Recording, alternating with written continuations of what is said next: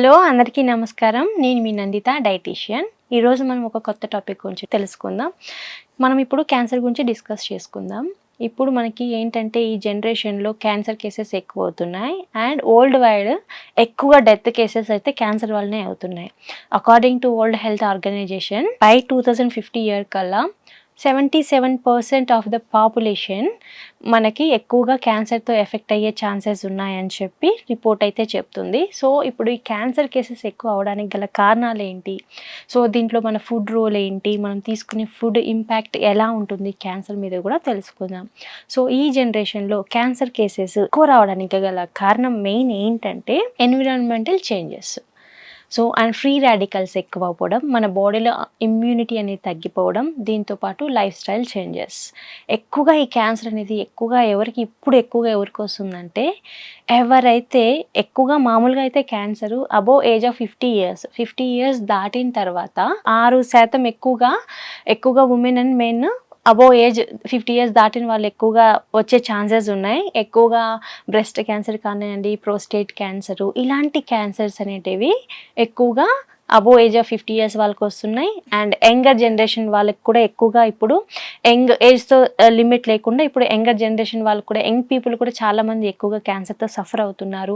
Just ఒకసారి imagine చేసుకోండి, 77% of the population may affect from cancer అంటే మనము మన ఎన్విరాన్మెంటల్ చేంజెస్ కానీ, పొల్యూషన్ కానీ, దీంతోపాటు pesticides, free radicals and chemicals and మనం యూస్ చేసే కాస్మెటిక్స్లో కూడా ఉండే కెమికల్స్, ఇవన్నీ మనకి క్యాన్సర్కి కాజెస్ అవుతున్నాయి. ఏంటంటే మనకి మన డిఎన్ఏ స్ట్రక్చర్ మొత్తం చేంజ్ అయిపోవడం వలన కూడా మనకి డిఎన్ఏ స్ట్రక్చర్ అనేది దెబ్బతినడం వల్ల క్యాన్సర్ వస్తుంది. కాబట్టి ఒక్కసారి మనము మన లైఫ్ స్టైల్ చేంజెస్ ఎంత ఇంపాక్ట్ చూపిస్తున్నాయి అండ్ ఎలాంటి డిసీజెస్కి ఇప్పట్లో మనం సఫర్ అవుతున్నాం అనేది దీన్ని బట్టి మనం తెలుసుకోవచ్చు. సో మెయిన్గా ఈ క్యాన్సర్ అనేది ఇప్పుడు మనము ప్రివెంట్ చేసుకోవడానికి మనం తీసుకునే ఫుడ్ ఎంత ఇంపార్టెంటో మనం ఇప్పుడు మాట్లాడుకుందాం.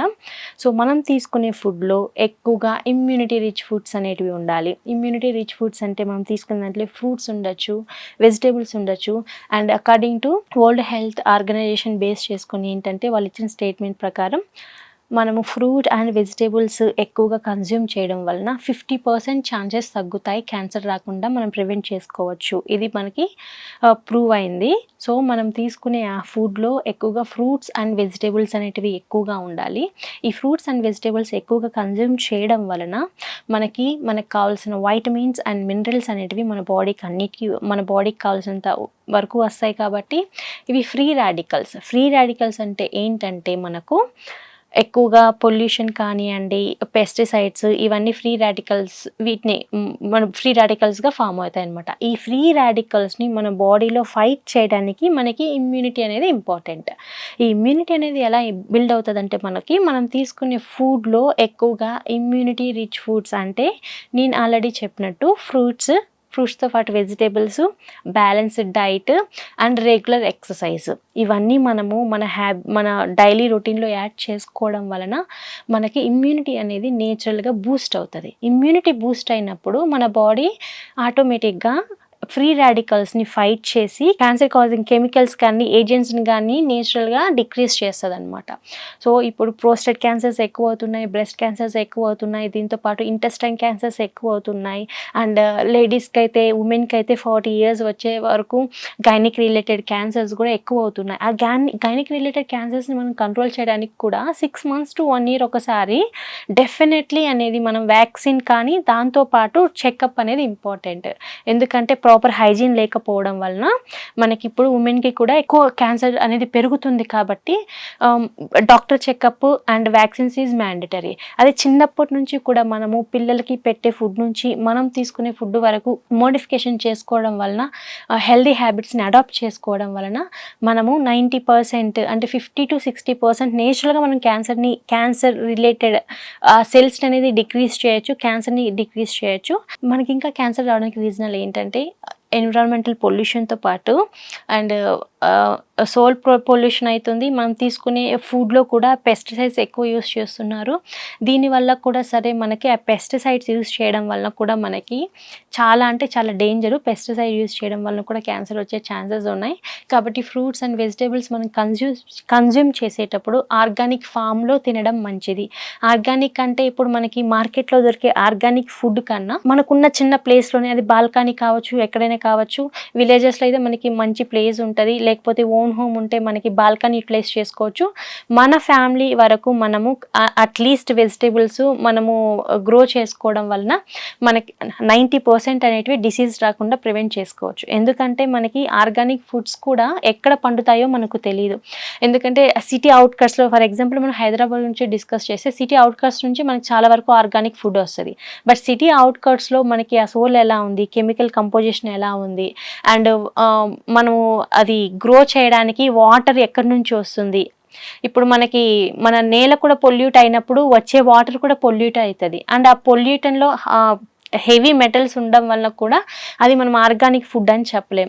సో మనకి ఆర్గానిక్ ఫుడ్ అంటే ఏదైనా సరే ఫ్యాక్టరీస్కి దూరంగా అట్లీస్ట్ 100 కిలోమీటర్స్ దూరం ఉండి నేచురల్గా పండించేటివి అండ్ ఎరువులు కూడా మనకి నేచురల్గా ఉండేటివి, ఇలాంటి వాటిని మనం ఆర్గానిక్ ఫుడ్గా కన్సిడర్ చేయొచ్చు. సో ఇలాంటి ఫుడ్ మనకి ఎక్కడ వస్తుందో ఎలా పండుతుందో మనకి తెలియదు. కాబట్టి ప్లేస్ ఉన్న వాళ్ళు అండ్ మన ప్లేస్ని చిన్న యూటిలైజ్ చేసుకొని అక్కడే వెజిటేబుల్స్ గ్రో చేసుకోవడం చాలా మంచిది. అండ్ గ్రీన్ లీఫ్ వెజిటేబుల్స్ అయితే మనకి ఎక్కువ ప్లేస్ కూడా పట్టదు, కొద్దిగా ప్లేస్ పడుతుంది. అలాంటి ప్లేసుల్లో మనము గ్రో చేసుకోవచ్చు అనమాట. సో మనం తీసుకునే ఫుడ్ చాలా ఇంపార్టెంట్. మనం అది ఎలా తీసుకుంటున్నాం, ఎక్కడ తీసుకుంటున్నాం, అది ఎక్కడ పండిస్తున్నారు, అండ్ ఎలాంటివి వాళ్ళు యూస్ చేస్తున్నారు, పెస్టిసైడ్స్ అన్నట్టు కూడా మనం చూసుకోవాలి.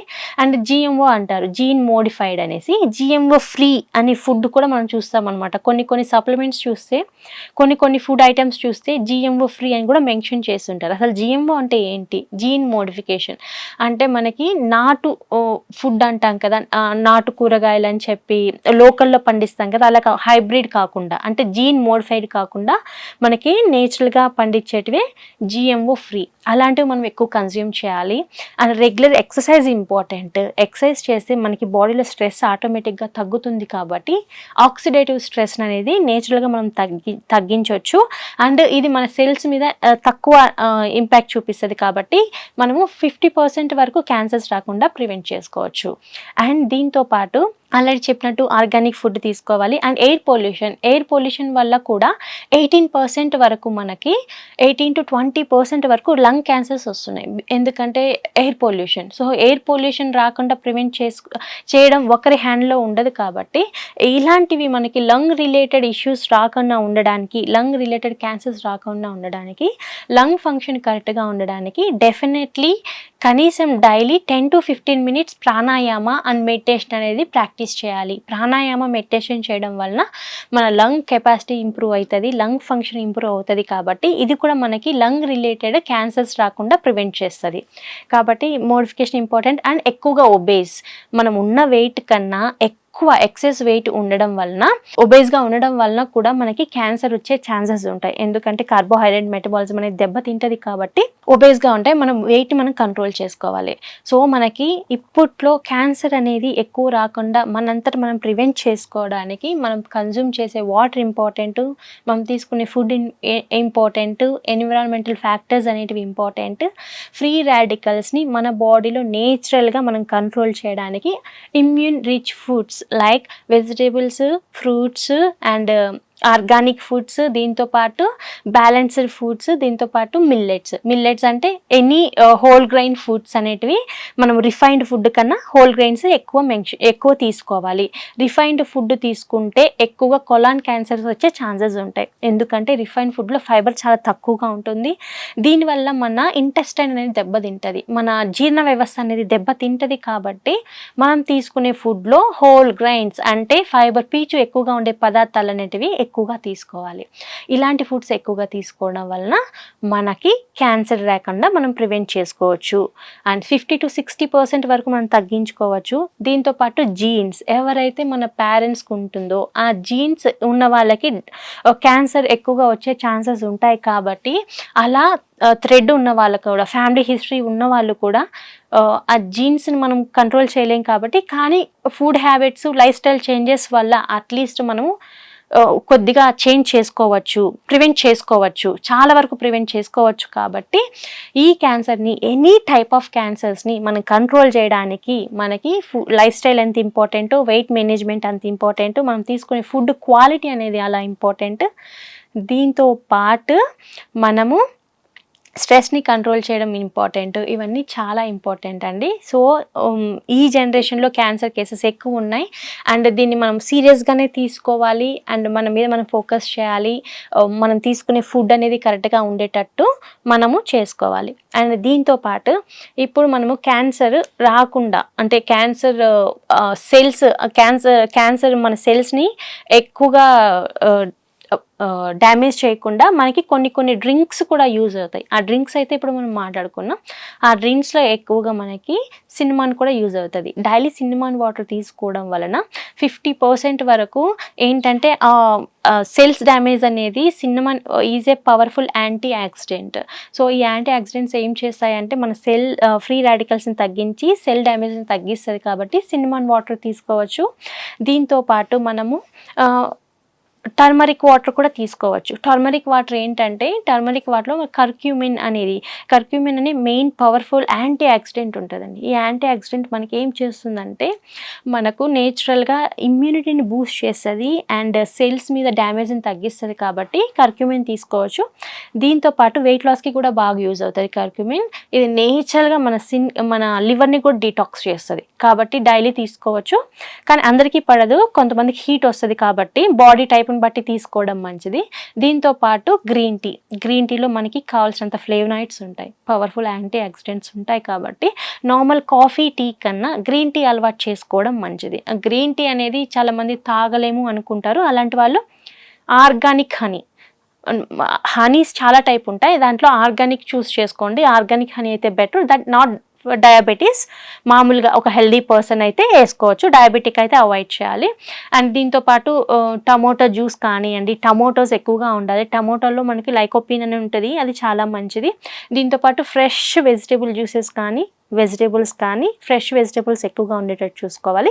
ఫ్రూట్స్ అనేటివి, హోల్ ఫ్రూట్స్ అనేటివి ఎక్కువగా ఉండాలి. సో మనం క్యాన్సర్ని ప్రివెంట్ చేసుకోవడానికి ఈ ఫుడ్స్ అనేటివి ఎక్కువ ఇంక్లూడ్ చేసుకోవడం వలన మనము క్యాన్సర్ని ప్రివెంట్ చేయొచ్చు. దీంతో పాటు స్ట్రెస్ని కంట్రోల్ చేసుకోవాలంటే ప్రాణాయామ, మెడిటేషన్ అనేది బాగా హెల్ప్ఫుల్ అవుతుంది. దీంతో పాటు ఎక్సర్సైజ్ ఉండాలి, ఎనీ ఫిజికల్ ఎక్సర్సైజ్ ఉండాలి. లైఫ్ స్టైల్ చేంజెస్, మోడిఫికేషన్ చేసుకోవాలి. అండ్ మనము ఎయిర్ పొల్యూషన్ని కంట్రోల్ చేయడం కష్టం. కాబట్టి పాసిబుల్ ఉన్నవాళ్ళు, ఇంటి దగ్గర ప్లేస్ ఉన్నవాళ్ళు కనీసం ఒక ఇంటికి 2 చెట్లు నాటడం వల్ల మనము చాలా వరకు ఎయిర్ పొల్యూషన్ని కంట్రోల్ చేయొచ్చు. సిటీలో కష్టమైనా సరే ఓన్ హోమ్ ఉన్న వాళ్ళకి అది పాసిబుల్ అవుతుందండి. ఒక ఇంటికి 2 చెట్లు నాటడం వల్ల కూడా మనము సమాజానికి, సొసైటీకి చాలా హెల్ప్ఫుల్ చేసిన వాళ్ళం అవుతాం. మన హెల్త్ని మనం ప్రొటెక్ట్ చేసుకున్న వాళ్ళు అవుతాం. కాబట్టి మంచి విషయం యాక్చువల్లీ ఒక ఇంటికి 2 చెట్లు నాటడం. ఎందుకంటే మనకు చాలా వరకు మన హెల్త్ ఖరాబ్ అయ్యేది, మన హెల్త్ అనేది మనకి పాడయ్యేది ఎయిర్ పొల్యూషన్ వల్లనే అవుతుంది. లేడీస్కి అయితే ఎక్కువగా అబార్షన్స్ కూడా అవుతున్నాయి, మిస్క్యారేజెస్ అవుతున్నాయి. ఎయిర్ పొల్యూషన్ వల్ల 18% అని చెప్పి రీసెంట్గా స్టడీస్ కూడా చెప్తున్నాయి. సో ఎయిర్ పొల్యూషన్ మన హెల్త్ మీద ఎంత ఇంపాక్ట్ చూపిస్తుందో మనకి తెలుస్తుంది. మన లైఫ్ స్పాన్ కూడా తగ్గిపోతూ వస్తుంది. ఎయిర్ పొల్యూషన్ మనం కంట్రోల్ చేయాలంటే డెఫినెట్లీ చెట్లు నాటడం అయితే మ్యాండేటరీ. ఒక ఇంటికి 2-3 చెట్లు ఉన్నా సరే మనము 70% వరకు ఎయిర్ పొల్యూషన్ని మనం చాలా వరకు కంట్రోల్ చేయొచ్చు. సో మన హ్యాండ్లో ఉండేటివైతే ఇవ్వండి. మన హ్యాండ్లో ఉండి మనం ప్రొటెక్ట్ చేసుకుని మన హెల్త్ను ఇంప్రూవ్ చేసుకోవడానికి నేను చెప్పిన విధంగా ఆర్గానిక్ ఫుడ్, దీంతోపాటు లైఫ్ స్టైల్ చేంజెస్ అయితే మ్యాండేటరీ. ఈరోజు మనం ఒక మంచి విషయం గురించి తెలుసుకున్నాం కదా. ఇంకొక రోజు మళ్ళీ మరొక మంచి టాపిక్తో కలుద్దాం. అప్పటి వరకు నమస్తే.